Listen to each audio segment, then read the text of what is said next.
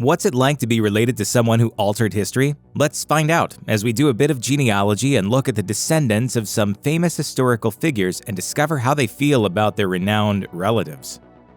Davy Crockett was much more than some guy who died at the Alamo. He was also a scout and soldier who fought in the War of 1812, and he was once a congressman from Tennessee in the House of Representatives. After he lost his seat in the House, he joined the Texas Revolution, but he was famously killed at the Alamo when the fort was besieged by Mexican soldiers in 1836, although some accounts say that he was taken prisoner and executed. Either way, Crockett has been revered by Americans as a great frontiersman, though his descendants hate it when you call him Davy. The modern-day Crocketts blame the 1950s Disney movies and TV show for popularizing that nickname, as they claim he actually never called himself that in real life. They also blame the shows and movies for plopping a coonskin cap on his head, although eyewitness accounts say the man actually did wear one. Either way, at family reunions, Crockett's descendants, including his great-great-great-great-granddaughter Joy Bland, respectfully ask attendees to leave the caps at home and refer to their ancestor as David. Other descendants have followed in Crockett's military footsteps, including Master Sergeant David Crockett, who serves in the U.S. Air National Guard. In 1859, British naturalist Charles Darwin surprised the world when he announced his theory of evolution and that humans and animals had ancestral connections. Victorians were shocked as they avidly read his On the Origin of Species, while scientists pondered over his ideas. The father of evolution fathered 10 children by his first cousin, Emma Wedgwood. Their oldest child, William Erasmus Darwin, was studied extensively by his father, who eventually published his findings in the journal Mind. But even Charles Darwin surely realized that impregnating his cousin wasn't necessarily good for the gene pool, as 3 of his children died before the age of 11. One wonders what Darwin would think if he knew that today his great-great-great-granddaughter, Laura Keynes, is a Catholic apologist. Keynes told the National Catholic Register in 2013 that, like her grandfather, she was agnostic for a while, though she eventually returned to her roots in the Catholic faith. As she worked on her doctorate in philosophy, she realized that she couldn't dismiss a compelling intellectual case for faith. Meanwhile, Darwin's great-great-grandson, Chris Darwin, spends his days working as a tour guide in the Blue Mountains of Australia. And, ironically enough, he supports teaching creationism to children. And after I failed a biology exam, my friends told me I must be devolving back to the primordial swamp. Albert Einstein was only 5 years old when he was awestruck by a compass and what made the needle move. And when he was 11, he became infatuated with the book of geometry. These 2 common household items eventually inspired him to ultimately develop the theory of relativity, and he won the Nobel Prize for Physics in 1921. But what about Albert Einstein as a family man? He married several times, and his first child was a girl who was born out of wedlock and quietly given up for adoption. He later had 2 other children. There was his son, Eduard, who eventually developed schizophrenia. Then there was Hans Albert, who became a renowned scientist. Of Hans' children, only one, Bernhard Caesar, lived to adulthood and ended up having 5 kids of his own. The lives of Einstein's great-grandchildren are quite diverse. One of them, Dr. Thomas Einstein, attended medical school and now specializes in anesthesiology in Los Angeles. Paul Einstein is a classical violinist who lives in southern France. Ted Einstein runs a furniture store in Los Angeles, while Mira Einstein-Yeheli lives in Israel with her family. Charles Einstein lives in Switzerland, where he operated his own computer game store before working as a spokesman for a hospital. Ernest Hemingway published his first article for a Kansas City newspaper when he was just 17 years old. 10 years later, after being wounded during World War I, he published his first of many novels, The Sun Also Rises. And 28 years after that, he won the Nobel Prize in Literature. In between, he married 4 times, had a few mistresses, and fathered 3 sons. But the prolific writer was deeply troubled, battling depression, and eventually ending his own life in 1961.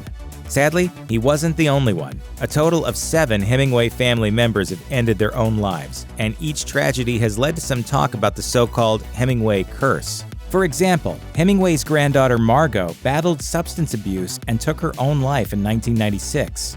Fortunately, the same fate didn't befall her sisters. Actress Joan Hemingway also battled addiction and depression and became an artist after retiring from film. Then there's Mariel Hemingway, also an actress, who even co-starred with Margot in the 1976 film Lipstick. According to Mariel, the Hemingway curse is really mental illness, and she's doing her best to shine a light on the family struggles. In 2013, she was the center of a documentary called Running from Crazy, which tackled some not-so-secret issues of the Hemingway clan, such as alcoholism and abuse.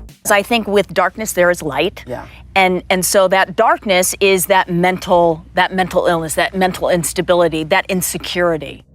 Can an outlaw really be a family man? Apparently, he can. As it turns out, Jesse James was happy to marry his first cousin, Zerelda Mims, who was named after his own mother. From this union came 2 children, Jesse Jr. and Mary. Sadly, both kids were home when their father was shot to death by Robert Ford in April 1882. Jesse Jr. remembered that the family had just finished breakfast when he heard a shot fire in the front room. The 7-year-old ran to see his father dead on the floor. In 1899, Jesse Jr. wrote Jesse James, my father, in defense of his dad, while trying to make a little money to support his mother.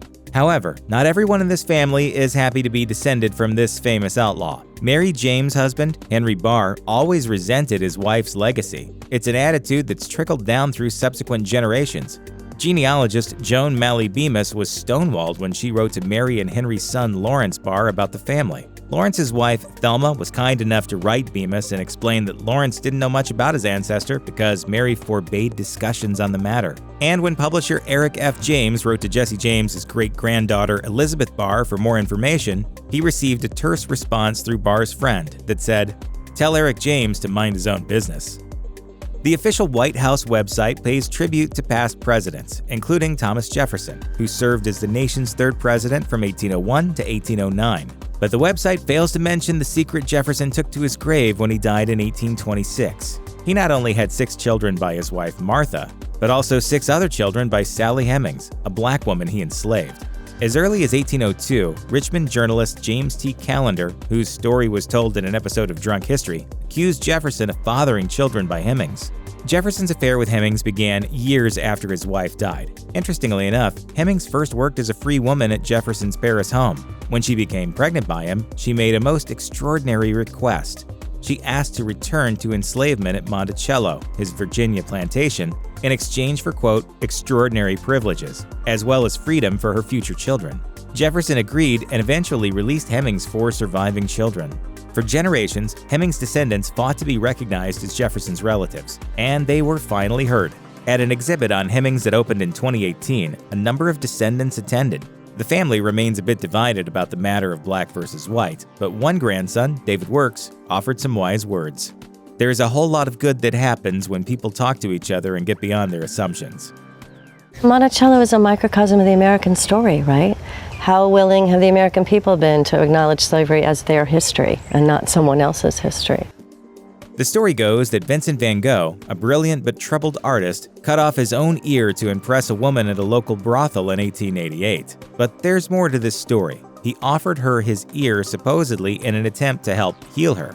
Granted, that's just one of the many theories as to why he cut off a piece of himself, but what we do know for sure is that Van Gogh never married, and he died in the arms of his younger brother, Theo. But just because Van Gogh never married, that doesn't mean he was celibate by any means. In 2010, the Georgia Straight reported on Von Willem Romein, an artist who believes Van Gogh is his great-grandfather.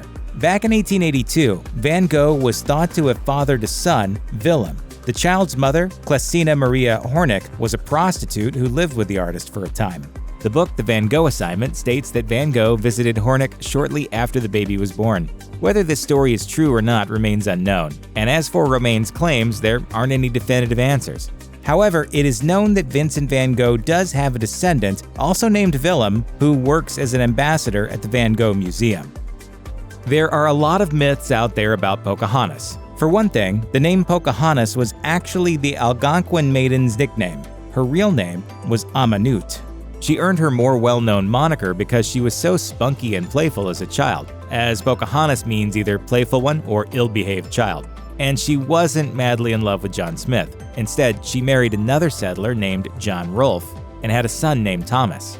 Thomas Rolfe carried the lineage, and as of the 1980s, according to Genealogy Bank, there were estimated to be as many as 250,000 descendants of Pocahontas. Even more interesting is the fact that Pocahontas' line spawned a number of presidential notables. The most famous of these might just be First Lady Edith Wilson. Not only was she married to President Woodrow Wilson, but thanks to a history-altering illness, she may have been the de facto president for a while. Either way, she was related to the famous Native American on her father's side, as her great-great-great-great-great-grandmother was Thomas Rolfe's daughter, Jane. The Pocahontas Memorial Association even presented Mrs. Wilson with a bronze statuette of her ancestor, which today is on display at the President Woodrow Wilson House. Henry Ford built his first one-cylinder gasoline engine in 1893. 3 years later, he built the quadricycle, a prototype of sorts for what would become one of his most iconic cars ever. The Henry Ford Company was officially formed in 1901, followed in 1903 by the Ford Motor Company. Ford's first big seller was the Model T. It was a working man's car, made so that it was easy to operate, maintain, and handle. Ford's invention changed the world and created an automotive empire that's still churning out cars today. Today, Ford's descendants continue to own stock in, work for, and manage the Ford empire. Notably, several power players are direct descendants of the man himself. His great-grandson, Edsel Ford II, is on the board of directors, and another great-grandson, William Clay Ford Jr., reigns as chairman of the board. By birth and by choice, I've been involved with the auto industry my entire life. Despite his life of crime, Al Capone grew up in a steady household. His immigrant father made a good living as a barber, while his mother raised 3 children. However, their neighborhood was rough. By the age of 14, Capone had been expelled from school for striking a teacher, and he fell into the gangster life with mobster Johnny Torrio. 2 years later, Capone insulted a woman at the Harvard Inn. The girl's brother slashed his face, earning him the nickname Scarface. In 1925, Capone took over the gangster syndicate and built up his empire to make as much as $60 million annually from all that booze. But Scarface had a soft side. Soon after marrying May Coughlin in 1918, the couple had one son, Albert Francis Sonny Capone. Although he was born with congenital syphilis, Sonny recovered and received a good education. One of his childhood friends was Desi Arnaz Jr., the son of Lucille Ball and Desi Arnaz. But when Ball and Arnaz's production company produced a TV show called The Untouchables, which featured Al Capone as one of its characters, Sonny sued the company. Today, Sonny's daughter, Diane Patricia Capone, is all for keeping it in the family with her book Al Capone, Stories My Grandmother Told Me.